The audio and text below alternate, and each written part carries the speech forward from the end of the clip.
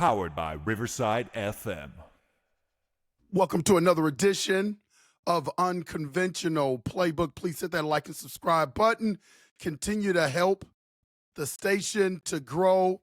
UP Nation, you know what week this is. This is Vikings-Packers week. The two hated rivals. I can't even spell Packers this week. Can't wait to see my boys handle the Packers because I do think that the Minnesota Vikings are going to handle the Packers this week. All that, it's going to be a fantastic game on Sunday. My question to UP Nation out there, Skull Nation and Purple Nation, is it a must-win for the Minnesota Vikings? It's weird being 13-2 and having a game labeled as must win, but I think it is. I think it's a must win for the Minnesota Vikings because, number one, you got the number one seed at stake. And if there is a chance that you can stay in the friendly confines of U.S. Bank Stadium for the duration of the playoffs, then you want to get that. You want to take that. You don't want to be on the road going to Philadelphia, or you don't want to be going to Ford Field in Detroit. You want to be at home.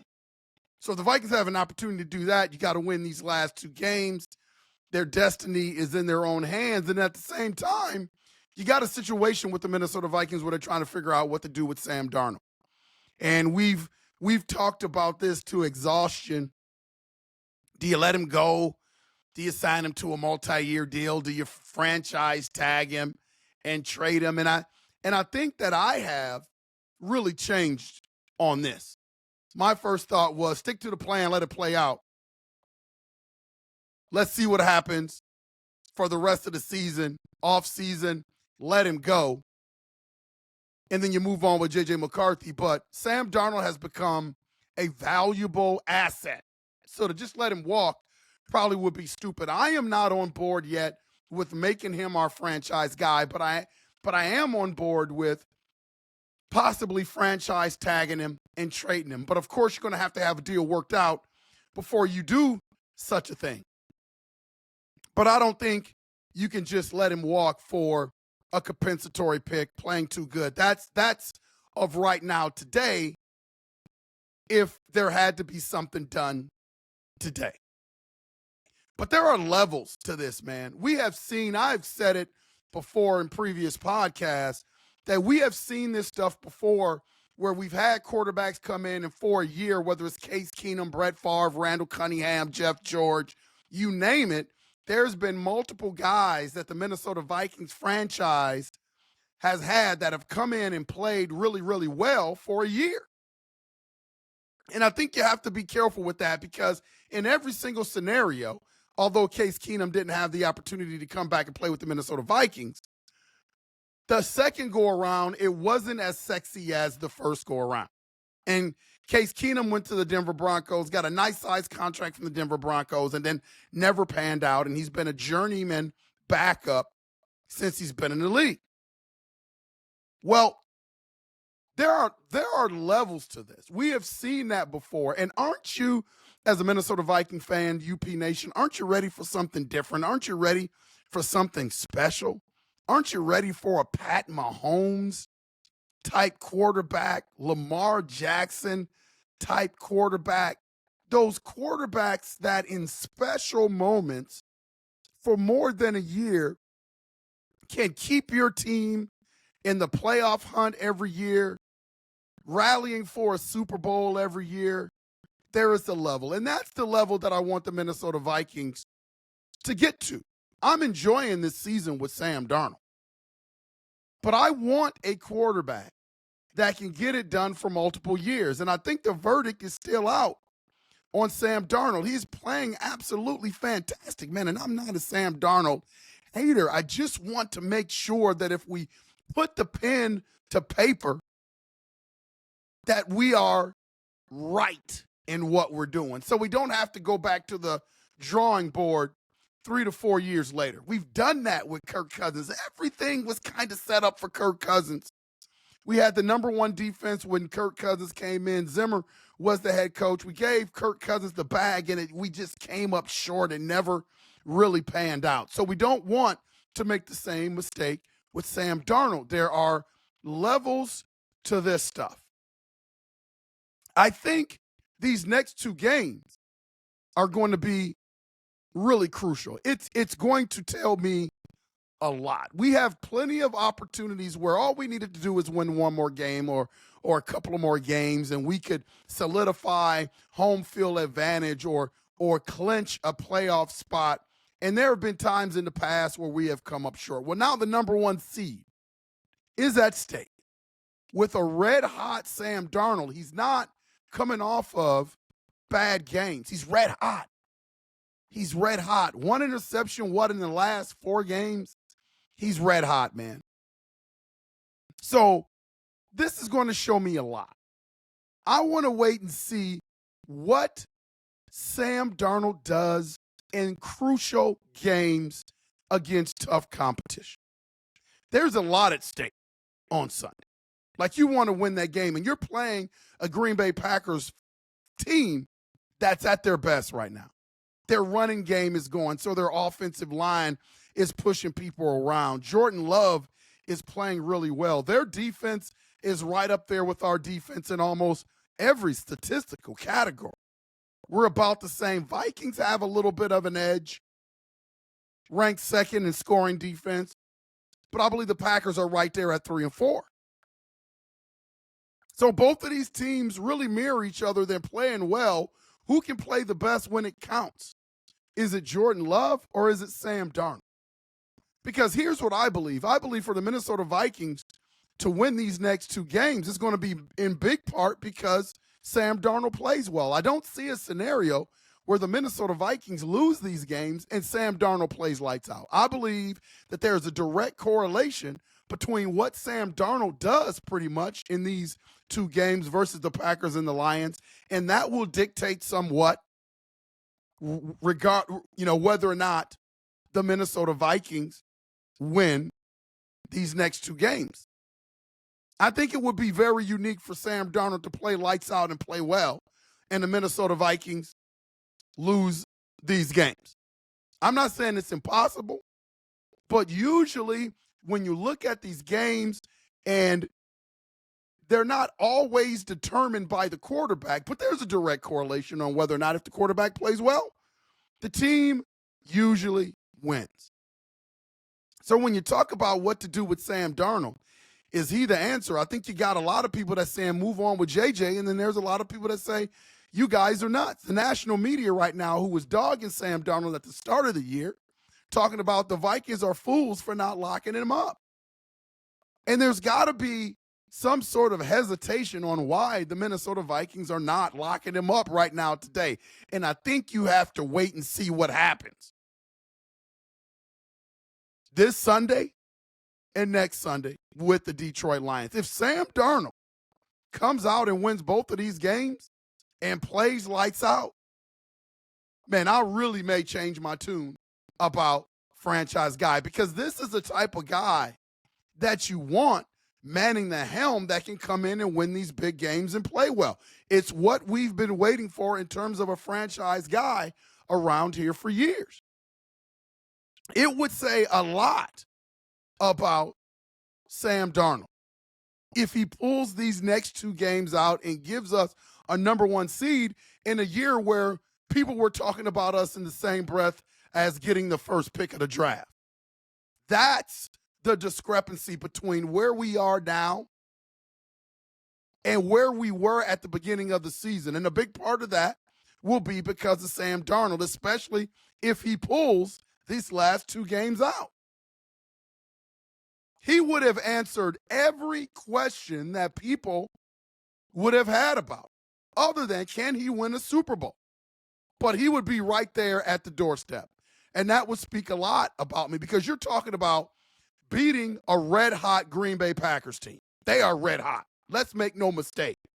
They are red hot. Then you have a Detroit Lions team who, although they are injured right now, 16 guys on IR, they're not at full strength, you're still beating one of the best teams in the league to get the number 1 seed. If Sam Darnold plays lights out. So there would be a big-time argument on whether to bring this guy back. These next couple of games are going to be huge for Sam Darnold. What are the Minnesota Vikings facing on Sunday? Again, they're facing a red-hot Green Bay Packers team. And I think the key to victory is you're going to have to make them one-dimensional. I think when you look back at the last Minnesota Vikings-Packers game, I think it was a tale of two halves. I think it was a half in which the Minnesota Vikings kept the Green Bay Packers off schedule. And in the second half, they were able to stay on schedule. And I think that's the weak part of B-Flow's defense. I think B-Flow wants you to guess. He wants to bring a lot of guys to the line. He wants to drop back guys in coverage. We've talked about that to exhaustion, but I think the ability to beat the Minnesota Vikings defense is to turn the tables. If you can gain yards on first down, second down, and get in these third down situations where now B-Flow has to guess what you're going to do. Are you going to run the ball? Is it going to be play action pass? Are you going to pass the ball? Are you going to play the quick games? When they have to guess, the Minnesota Vikings defense is not as formidable. But when they can put you in third and long situations and tee off, that makes the Minnesota Vikings defense the best defense in the NFL. So the key is going to be stopping Josh Jacobs. You can't let him run all over the place. And Josh Jacobs, don't get it twisted, he's facing one of the best rush defenses in the NFL, if not the best rush defense in the NFL. We've got Ivan Pace Jr. back, and we got Blake Cashman in the middle. So we're going to be formidable. And I don't think Josh Jacobs is going to have an easy day. If I'm wrong about that, then we're in trouble. Because now the Green Bay Packers can go to their play action pass. Jordan Love becomes more active in the game. See, I think as good as Jordan Love is, you take away that running game, I think Jordan Love can be really pedestrian. There was a reason why for the majority of the time this year in the league, the majority of the year, he was leading the league in interception. It's those games where you can slow down that running game, and now Jordan Love has to make plays with his mind and with his arm. And there are times where he loses focus and he tends to be a little bit more aggressive than he should be, and he throws picks and he throws interceptions. Those are the scenarios that we have to get Jordan Love in. You've got to stop the Josh Jacobs train. If you don't, that's when the Packers become really good. I think the Minnesota Vikings are going to be able to score some points, albeit I think the Packers defense is probably going to pressure Sam Darnold a little bit. If I was a defensive scout, I'll put a lot of heat on Sam Darnold, and I think that's what the Packers are going to do. They're going to run some exotic blitzes. I noticed that they did that second half of the game where we played them the first time around. I think it got to Sam Darnold a little bit. So I think they're going to go back and look at that film and say, this is the way we need to attack Sam Darnold. When Sam Darnold is under pressure, he is not the same quarterback. So I think it's going to be probably in the best interest of KOC and Sam Darnold to have some hot routes. They're going to have to play some quick game, which I don't think it's our strength. Like, we don't show that a lot. But we have to get that quick game going and make sure that we don't let the Green Bay Packers defense tee off on Sam Darnold, because that's when the picks come. That's when the mistakes come. It's a must-win, man. It's going to be a good game. Right now, the Packers are favorite, and I think the Minnesota Vikings are probably looking at that as a disrespecting because the Minnesota Vikings are at home and they're playing well. The Packers are playing well, too. Right now, the Packers are favored by 2.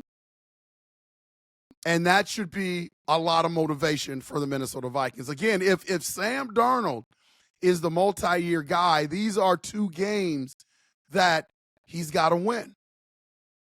I'm not going to be one of these guys like a lot of Minnesota Viking fans are going to be as soon as Sam Darnold fails. They're going to say, well, see, I told you, Sam Darnold. No, it's not. But he's proven his resume is good. His credit is good in my book right now. But let's see, is there anything wrong with seeing if he can take this thing to the next level? Can he win these big games? I'm a little torn about the whole winning aspect and getting the number one seed. If you think about what we're asking the Minnesota Vikings to do, right now they've won 8 games in a row. They won 8 games in a row. I think a lot of people are asking them to win these next 2, like I was just talking about. They got to win these next 2 to get the number one seed. They win these next 2, they've got 10 in a row. Then they get a bye because they will be the number one seed. And then they have to win 2 more to get to the Super Bowl. That's 12 in a row. And then they go into the Super Bowl, and you're going to want them to win that. That's 13 in a row. So my question, UP Nation, Vikings Nation, is our team built for that? Is that task too daunting? When I think about that in reality, I'm a big proponent of the law of average. Sooner or later, this is the NFL. Like, you've got to drop one. I said the same thing about the Lions when the Lions was on their losing streak, their winning streak. I'm like, the Lions probably need to lose one. Don't you think they need to lose one at some point? Do they want to run the table and then have to go into the playoffs and win a couple games in the playoffs and then go to the Super Bowl and win that? Law of averages say that they can't. Same thing when the Kansas City Chiefs are undefeated. Like, you want to get a ding every now and then, don't you? Odds are it's been proven it's hard. It's hard to win 16 games in a row in the league before they went to 17 games. I mean, how many teams went undefeated? Everybody used to throw up the Miami Dolphins for winning their game. Man, it is hard to win a bunch of games in a row in the NFL. So when I look at the Vikings win streak, especially going into these next 2 games, with everybody wanting them to win the number one seed, and then you get to the playoffs, you got to win those. And if you're fortunate enough to get to the Super Bowl, you got to win that. Man, that's a lot of games in a row. And I'm just wondering if our Minnesota Vikings are built for that. If Sam Darnold can do that for the Minnesota Vikings, and the reason why I keep saying Sam Darnold is because I know he's going to have to be a big part of it. He's going to have to play well for us to get that done. If we're able to get that done and Sam Darnold plays well, man, you can just open up the checkbook and let him write his own check for a multi-year deal here in Minnesota. And I'm a big JJ McCarthy guy. I just got a feeling that this kid is special. See, I think Sam Darnold, people keep talking about all the physical attributes and what he's doing for the Minnesota Vikings, and I get that, man. I see it. He's playing absolutely well. But JJ McCarthy you got to ask yourself, is it going to fall off that much with JJ McCarthy when you have the quarterback whisper in KOC? And why did they bring Daniel Jones in? See, to me, that speaks volumes. Why did they bring a Daniel Jones in? I believe that the Minnesota Vikings have a plan, and they are not going to deviate from that plan unless something special happens. And I think that something special happens is a Super Bowl championship. Otherwise, they're going to stick with the plan. Like, that's just what I believe. That's just what I believe. JJ McCarthy has that championship DNA. He's won everywhere he's gone. He's won championships wherever he's gone. And that's that next level thing, man. That's special. That's special. And I used to say 100% I'm rolling with JJ McCarthy, but Sam Darnold is starting to make a lot of people think. He's starting to make a lot of people think now. And well, they should. But I think these next 2 games plus the playoffs are going to give you an insight on if he is great or is he special. Because so far he's been great. I just don't know if Sam is special. And that's what these next 2 games and that's what the playoffs are going to allow us to see. Please hit that like and subscribe button. Continue to help the station grow. This has been Unconventional Playbook. Get ready for that big game on Sunday. We will make sure to see you when we see you. Latrey, take us home, man.